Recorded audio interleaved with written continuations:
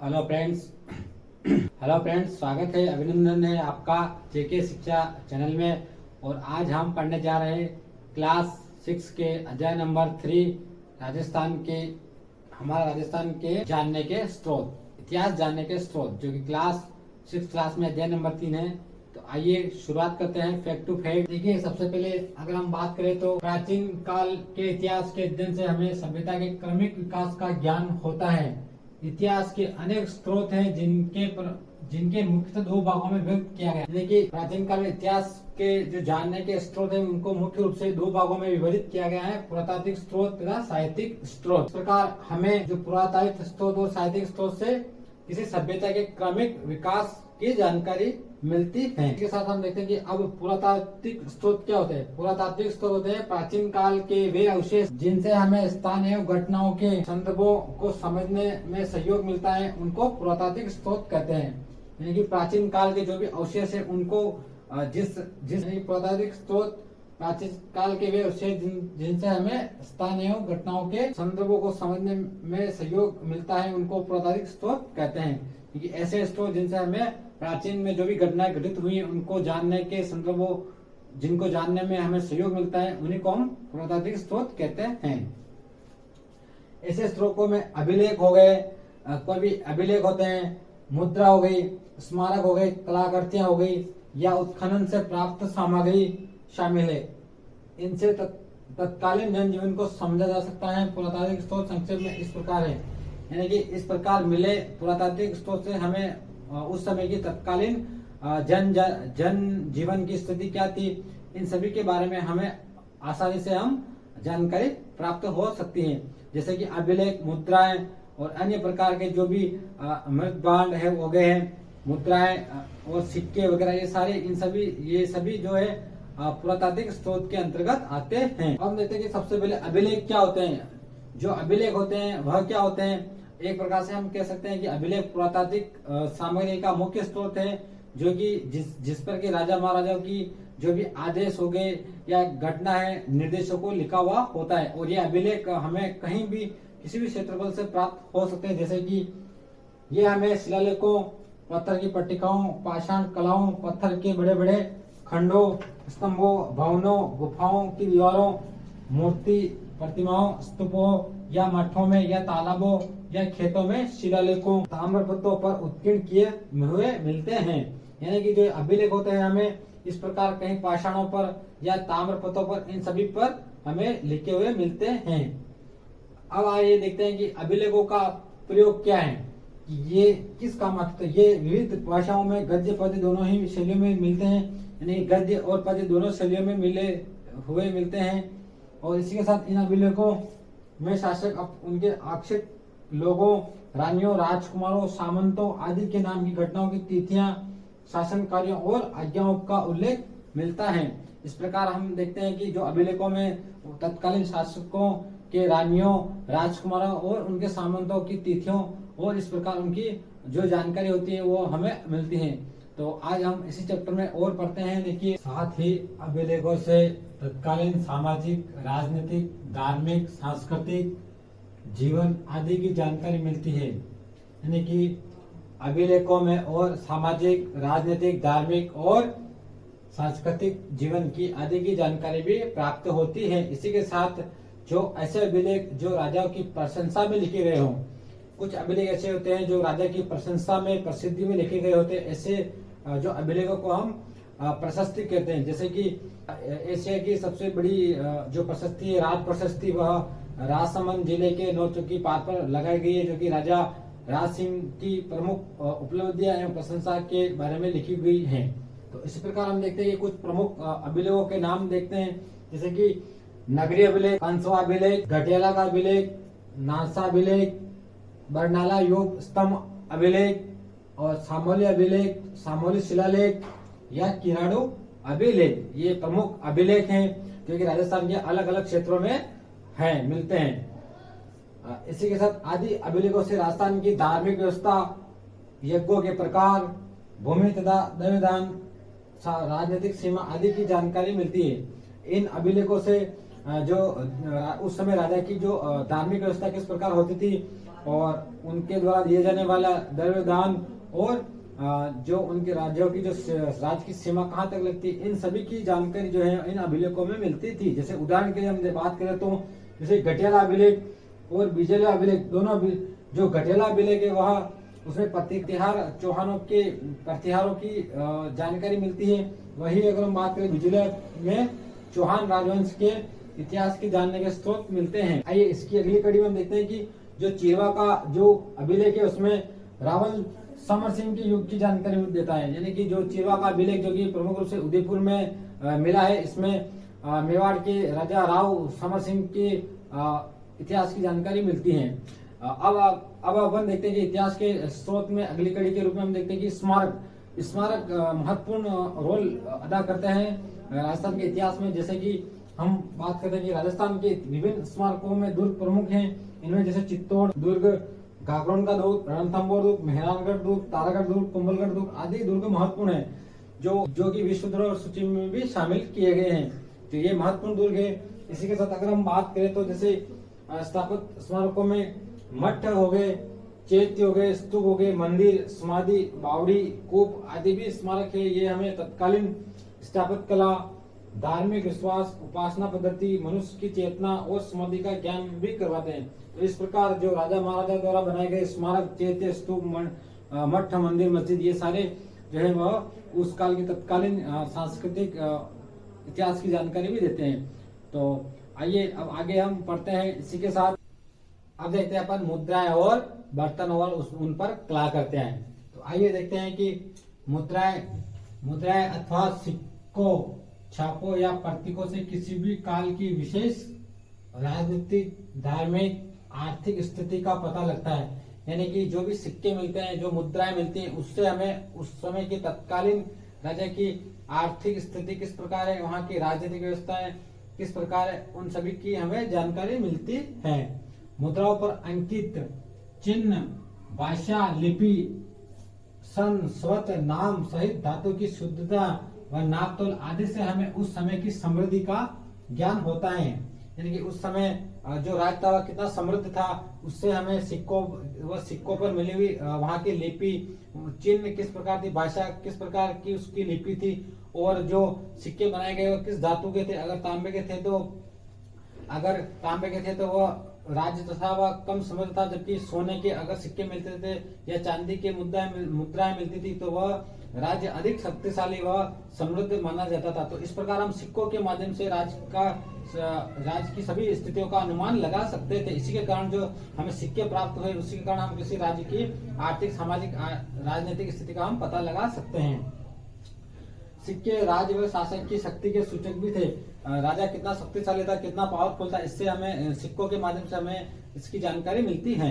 तो आइए हम देखते हैं कि जैसे इस प्रकार के सिक्के हमें राजस्थान में कौन सी स्थल है जहां से हमें इन सिक्कों की प्राप्ति हुई है। तो जैसे आहड़, रेड, बेराट, रंगमहल, सांबर, सुखानिया के उत्खनन से प्राप्त सिक्के और मुद्राओं से क्षत्रपों, मालव, चौहान, गोहिल आदि वंशों के काल के राज्य शासन के अधिकृत सीमा के बारे में जानकारी उपलब्ध रहती है। यानी कि जो हमें आहड़, रेड और रंगमहल, साबर, सुखाना ये जो सभ्यता है, इनसे हमें विभिन्न प्रकार के सिक्के प्राप्त हुए, जिसके आधार पर हम अनुमान लगा सकते हैं कि इन राजाओं की सीमा कहाँ तक थी, कहाँ तक राज्य का विस्तार हुआ करता था। तो ये सारे अनुमान है हम इतिहास के जानने के प्रमुख स्रोतों जैसे कि सिक्कों और कलाकृतियों और इनसे प्राप्त जो वृत्तबान मिले हैं, इन सभी कर सकते हैं। जैसे कि बर्तन और कलाकृतियां, उत्खनन से हमें तत्कालीन बर्तन आदि कलाकृतियां प्राप्त हुई है। उत्खनन जो हुआ उससे हमें जो उस समय के तत्कालीन बर्तन और उन पर कलाकृतियां भी मिली हुई है। कलाकारी में बर्तनों पर चित्रण किए जाते थे। हम देखते हैं कि जो बर्तन मिले हैं उन पर चित्रण किए गए हैं, और खंभों पर खुदाई, जो खंभे भी मिले हैं उस पर खुदाई की गई है, और किवाड़ा हुआ, गवाक्ष, गोखडो आदि कारीगरी आदि भी देखने में आती हैं। हमें ऐसे बर्तन भी प्राप्त होते हैं जिनकी बनावट, पॉलिश, रंग आदि उस काल की उत्कृष्ट कला से को दर्शाते हैं। यानी कि उस समय जो विभिन्न जो कलाकार होते थे उनकी उत्कृष्ट कला को जो कोई परिणाम उनका उत्कृष्ट कला का कोई अगर उनका प्रमाण मिलता है तो इस प्रकार जो मिले बर्तन उस पर जो कलाकारी की जाती थी, जो कलाकृति होती थी, उसके अनुसार हम अनुमान लगा सकते हैं कि उस समय की उत्कृष्ट कला भी उन कारीगरों में विकसित होती थी। राजस्थान के अनेक स्थानों से उत्खनन से प्राप्त भरत भांड यानी कि जो मिट्टी के जो बर्तन होते हैं उनको भरत भांड कहते हैं। प्याले, रकाबियां, धूप पात्र, दीपक आदि से पूर्वजों के कला आदि से हम पूर्वजों के कला कौशल को सहज ही समझ सकते हैं कि उस समय जो पूर्वज होते हैं उनके जो पूर्वज होते थे वो कलाकृति में माहिर होते थे। उनके हम कौशल को इस प्रकार इससे हम समझ सकते हैं। जैसे कि गणेश जो सभ्यता है वहां से मिली ताम्र संस्कृति से हम अनुमान लगा सकते हैं कि विशेष जोधपुर, जयपुर एवं नौहों भरतपुर से प्राप्त काले एवं लाल भरतभांड, आहड़ व बिलुंड से प्राप्त प्रस्तर फलक आदि से हमें कला में कौशल देखा जा सकता है। यानी कि जो हमें सभ्यता मिली है जैसे कि आहड़ सभ्यता से प्रस्तर कालीन कौशल कला का अनुमान लगा सकते हैं, जबकि जोधपुर, नौ भरतपुर आदि से मिले लाल और काले भरतभांड जो मिट्टी के बर्तन होते हैं उनको भरतभांड कहते हैं। तो ये जो नौ सभ्यता, जोधपुर सभ्यता और इस प्रकार जो गणेश्वर सभ्यता है जिसको हम भारत की ताम्र संस्कृति की जननी भी कहते हैं, जो कि नीम का थाना सीकर में स्थित है। तो आदि अलग अलग स्थानों की जो जगह सभ्यता मिली वहां से उत्खनन से प्राप्त जो भरतभांड, सिक्के, बर्तन कला करते हैं, इन सभी से हम इस प्रकार राज्य की समृद्ध एवं वहाँ की उत्कृष्ट कौशल कला का अनुमान लगा सकते हैं। तो हम ये मान सकते हैं कि इस प्रकार जो सिक्के वगैरह मिलते हैं तो वह उस समय की इतिहास के जानने के स्रोत में महत्वपूर्ण भूमिका निभाते हैं। आइए बात करते हैं अपन ताम्रपत्र की। इतिहास को जानने के स्रोत में हम ताम्रपत्र की बात करते हैं। ताम्रपत्र क्या होते हैं? देखिए, तांबे के छोटे छोटे पत्रों पर खोदे गए लेखों को ताम्रपत्र कहते हैं। यानी कि तांबे के जो छोटे छोटे पात्र होते थे, ये जो छोटे छोटे पत्रे होते थे, पत्र जिस पर कुछ राजा द्वारा कुछ लेख लिखे जाते थे, जैसे अगर किसी को दान। आइए शुरुआत करते हैं ताम्रपत्र की। इतिहास को जानने के स्रोतों में महत्वपूर्ण भूमिका निभाता है ताम्रपत्र, क्योंकि राजाओं के द्वारा उस समय जो दान दिया जाता था तो ताम्रपत्रों पर इस प्रकार निर्देश लिखे होते थे या ताम्रपत्रों पर वह दान निपुण का लेख लिखा हुआ होता था। तो आइए बात करते हैं ताम्रपत्र की। तांबे के छोटे छोटे पत्रों पर खोदे गए लेखों को ताम्रपत्र कहते थे। ठीक, दान निपुण से संबंधित होने से इन्हें दान पात्र भी कहते थे। किसी ताम्रपत्रों में दान से लिखी हुई बातें होती थी, किसी को दान दिया जाता था तो उस पर लिखा हुआ होता था, इसी कारण इसको दान पात्र भी कहते थे।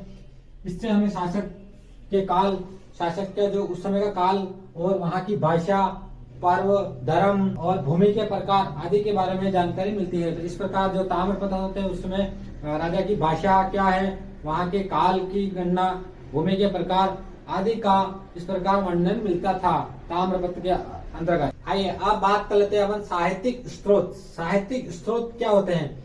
किसी भी काल की घटना या उसकी तत्कालीन राजनीतिक, आर्थिक, सामाजिक परिस्थितियों को जानने के लिए साहित्यिक स्रोत का एक महत्वपूर्ण रोल होता है। आइए देखते हैं कि साहित्यिक स्रोत क्या है। इतिहास को जानने में साहित्य की महत्वपूर्ण भूमिका होती है। संस्कृत, हिंदी, फारसी में लिखा साहित्य प्रचुरता के साथ मिलता है।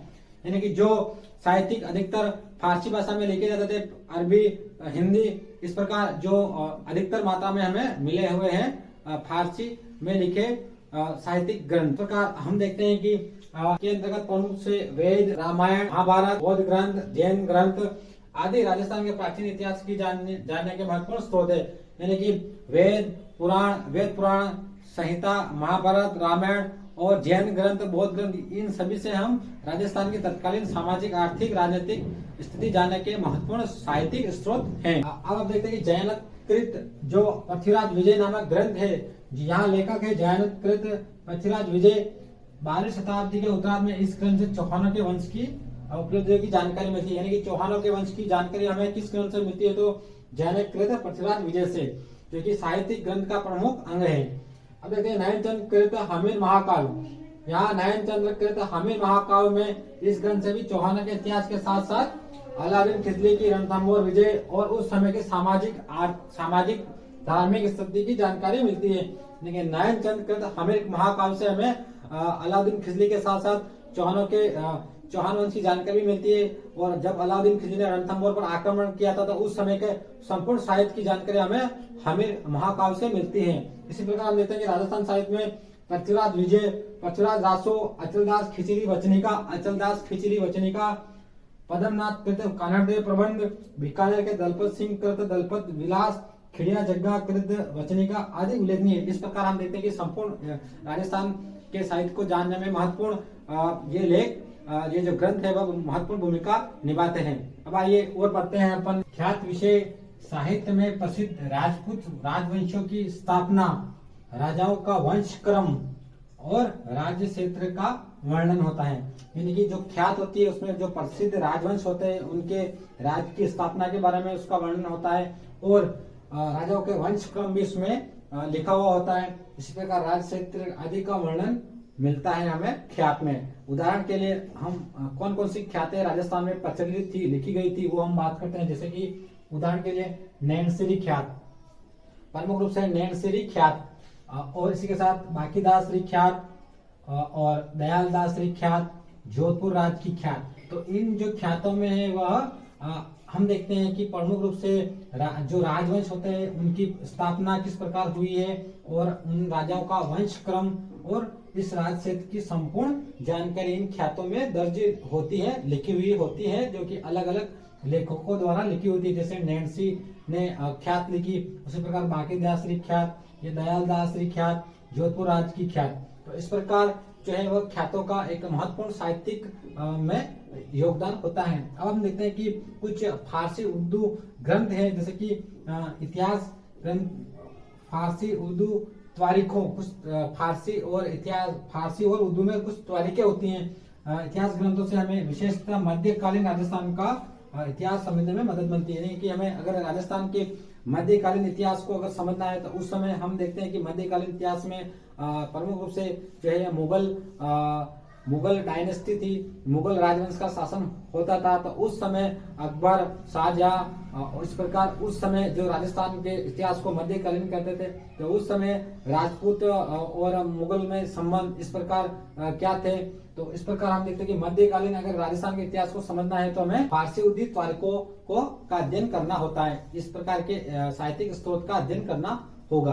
तो अब हम देखते हैं कि कर्नल जेम्स टोड, जिसे कि राजस्थान का इतिहास का जनक भी हम कहते हैं, जो कि प्रमुख रूप से सबसे पहले मेवाड़ रियासत में आए थे। तो हम देखते हैं कि जो कर्नल जेम्स टोड ने राजस्थान के इतिहास को लिखा और प्रमुख रूप से उन पर जो किताबें लिखी गई वह थी annals and activities of Rajasthan. महत्वपूर्ण बुक है, इसे आप याद रखिए, annals and activities of Rajasthan. दूसरी पुस्तक इन्होंने और लिखी थी पश्चिमी भारत की यात्रा। तो इस प्रकार जो है वह कर्नल जेम्स टोड, ये विदेशी थे, तो इनके द्वारा भी राजस्थान के बारे में कुछ साहित्य स्रोत लिखा गया इन किताबों के अंतर्गत। आइए अब बात करते हैं बूंदी के महाकवि थे सूर्यमल मिश्रण। सूर्यमल मिश्रण ने इनके एक वंश भास्कर नामक एक ग्रंथ लिखा, जिसमें कि वीरों का गुणगान किया गया है, वीर स्वतंत्रता सेनानियों का गुणगान किया गया है। आइए आप देखते हैं कि कविराज श्यामल दास कृत वीर विनोद ग्रंथ, मेवाड़ के ही कवि थे जो श्यामल दास थे। यह प्रमुख रूप से मेवाड़ के कवि थे श्यामल दास। इन्होंने वीर विनोद ग्रंथ लिखा, जिसमें कि इन्होंने जो मेवाड़ के अंतर्गत जो बनाए गए दुर्गों का वर्णन इसमें किया गया है और इन्होंने मेवाड़ का इतिहास लिखने में महत्वपूर्ण भूमिका लिखी। जिस प्रकार की एक गोसुंडा विले की, तो उसका भी जानकारी भी हमें इनके ग्रंथ में मिलती है। और ऐसा माना जाता है कि लगभग मेवाड़ के 84 किलो राणा सांगा और राणा कुंभा के जो किलो की जो जानकारी भी इनके ग्रंथ में मिलती है। तो आइए हम देखते हैं कि विश्वेश्वर नाथ रेहू कृत मारवाड़ राज्य का इतिहास। तो विश्वेश्वर नाथ रेहू द्वारा मारवाड़ के इतिहास के ग्रंथ को लिखा गया है इनके द्वारा, जो कि मेवाड़ का प्रमुख साहित्यिक ग्रंथ है। उसी प्रकार हम देखते हैं कि गौरीशंकर हिरानंद ओझा लिखित उदयपुर, जोधपुर, सिरोही, डूंगरपुर, बांसवाड़ा, प्रतापगढ़ का इतिहास। यानी कि गौरीशंकर हिरानंद ओझा ने प्रमुख रूप से जो है जब ये कर्नल जेम्स टोड ने जो इतिहास लिखा था उसी के इतिहास को वापस इन्होंने अशुद्धियों को दूर करके इतिहास को, राजस्थान के इतिहास को हिंदी में लिखा और प्रमुख रूप से जोधपुर, सिरोही, प्रतापगढ़ और डूंगरपुर और चित्तौड़गढ़ का इतिहास इन्होंने प्रमुख रूप से लिखा। हीराचंद ओझान द्वारा लिखा गया। तो इस प्रकार हम देखते हैं कि राजस्थान के इतिहास को जानने के हमने प्रमुख रूप से जो स्रोत पढ़े हैं, ताम्रपत्र, अभिलेख, साहित्यिक ग्रंथ और जो प्रमुख ख्यात। तो इस प्रकार जो राजस्थान का हमारा तीसरा अध्याय ये समाप्त होता है। और आप देख पा रहे हैं कि जैसे ये देखिए कर्नल जेम्स टोड और हीरानंद ओझा और ये प्रकार देखेंगे तो कविराज श्यामल दास। तो इस प्रकार ये इन्होंने प्रमुख रूप से राजस्थान के इतिहास के जानने के स्रोत में महत्वपूर्ण भूमिका निभाई। तो इस प्रकार ये हमारा तीसरा जो अध्याय है वह कक्षा 6 का संपूर्ण होता है। अब हम आगे की कड़ी में हम जो अध्याय नंबर 4 लेकर आएंगे, जो कि राजस्थान में प्राचीन सभ्यता स्थल। तो राजस्थान में प्राचीन सभ्यता स्थल।